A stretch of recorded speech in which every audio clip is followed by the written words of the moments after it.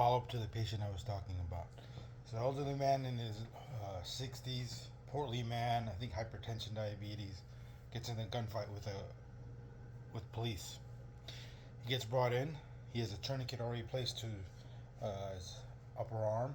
He has a wound, a through and through wound, with look like a compound fracture of the hand, of the wrist. You can see the bone, and you can almost see right through.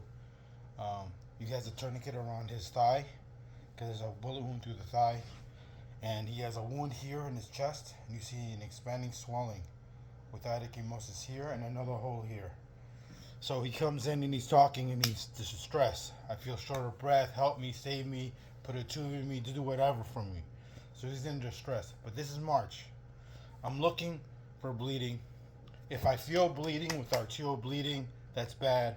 If I see it, I have to push pressure on it, stuff it, pack it, or tourniquet it if I can. Except for here.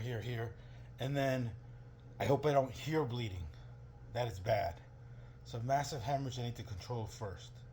The one thing I didn't do well on this guy is log roll him, because I get distracted by the tourniquet with the injury here, and the wound here and here, and getting up blood pressure. That's March. That's March for massive hemorrhage.